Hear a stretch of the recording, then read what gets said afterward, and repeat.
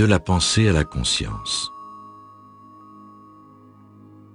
Un soir, alors que je regardais le ciel étoilé, une évidence sur la nature de l'univers m'est apparue. Que voyons-nous lorsque nous levons les yeux vers le ciel? Nous voyons qu'il y a deux dimensions.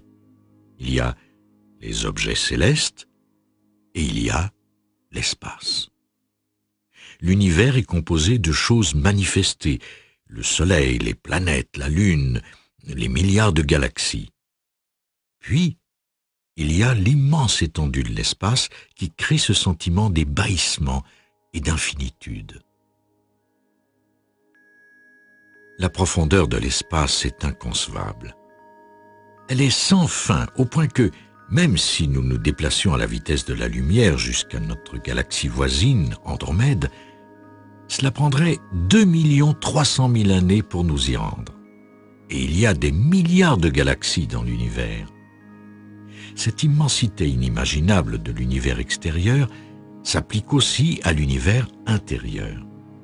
Il y a également en vous deux dimensions, les choses et l'espace. L'espace silencieux entre les mots. La vie de la plupart des gens est encombrée d'éléments physiques avec lesquels ils doivent composer. Ils doivent faire face à ceci ou à cela. Toute leur attention est dirigée sur ce qui les entoure. Ils ont toujours besoin de plus pour se sentir comblés. Puis, dans un sens plus large, il y a leur situation de vie qui est composée d'une accumulation d'événements et de circonstances qui demandent toute leur attention. Tout leur dit que ceci est important. Il y a donc l'attrait des choses, non seulement l'attrait des objets matériels, mais aussi l'attrait des situations. Le monde est composé de choses qui demandent de l'attention, sauf qu'il n'y a jamais suffisamment de temps pour s'occuper de toutes ces choses. Pendant que les gens s'occupent d'une chose ici, il y en a 3 autres qui font surface là-bas. Ils remplissent donc leur vie par cet attrait du monde des choses qui ne les laisse jamais en paix pendant bien longtemps. Le moi dans chaque pensée. Sur le plan fondamental, le monde des choses commence par la pensée.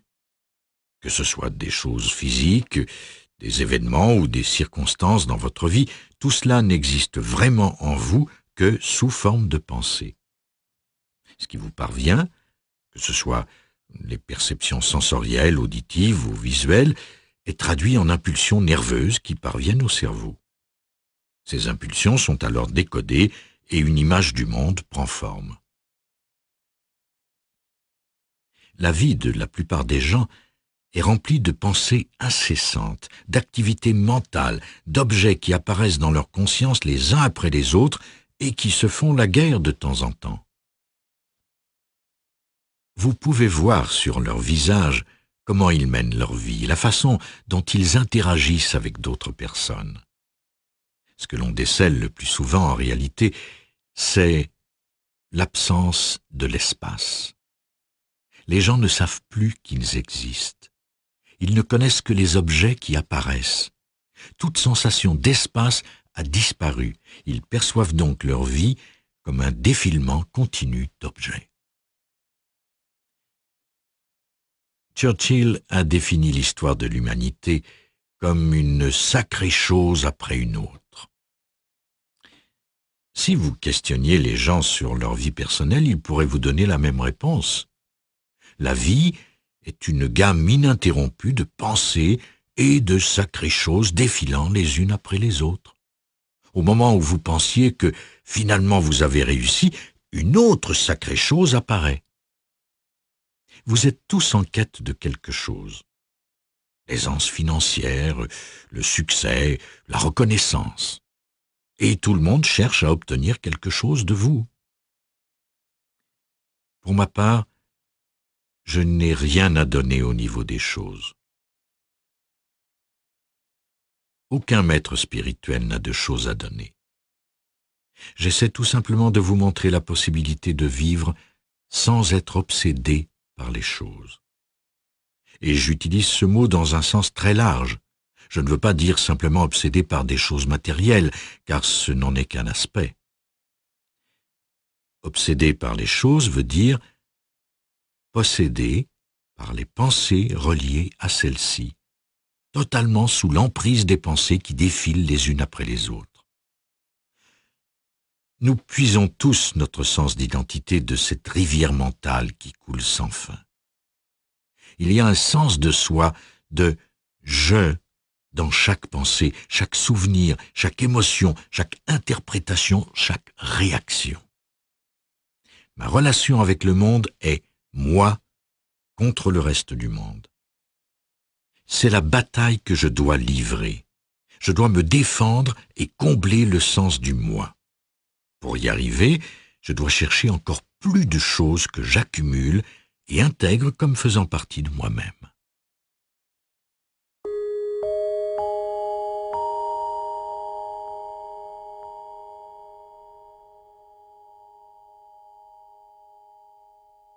Observez la dimension de l'espace. Le véritable maître spirituel que vous recherchez n'est pas à l'extérieur de vous. Ce que vous vivez à l'heure actuelle se passe dans votre conscience. Je suis en vous. Cette voix que vous entendez s'élève à l'intérieur de vous. Il n'y a rien d'extérieur. Tout pourrait être une illusion, mais la voix est réelle. Elle s'élève en vous et elle pointe vers la possibilité de vivre d'une façon différente, de vivre une vie qui ne soit pas un fardeau et une recherche continuelle. Il est donc possible d'être conscient de l'espace intérieur dans lequel les pensées continuent à prendre forme, tout en étant conscient d'une dimension de la conscience qu'on appellerait la conscience de l'espace. Cela est facile à faire. Par exemple, ça se produit quand vous prenez conscience des mots que vous entendez actuellement. Ici, prendre conscience veut dire porter attention, observer.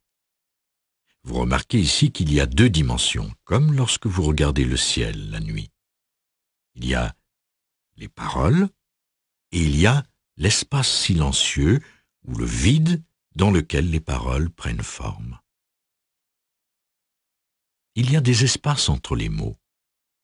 Même quand les mots sont prononcés, il y a un espace silencieux et calme, sous-jacent.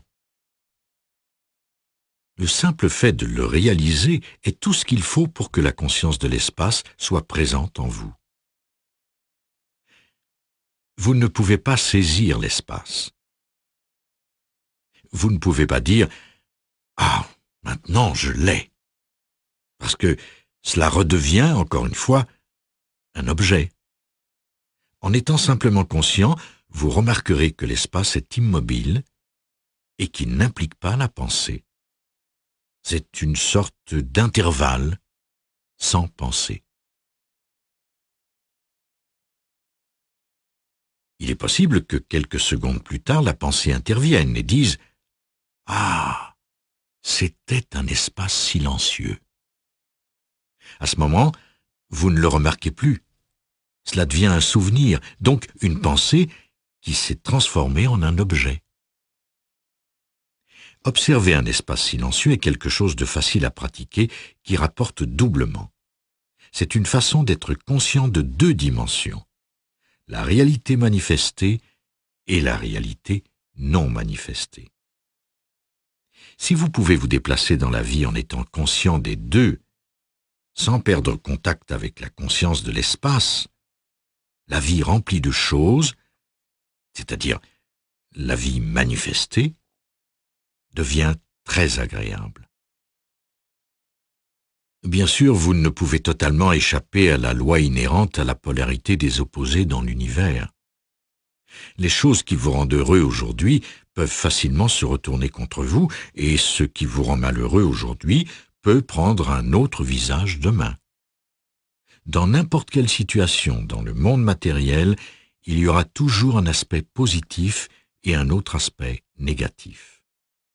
Mais, en étant conscient des deux dimensions, vous pouvez soudainement voir que ceci a mené à quelque chose de fantastique.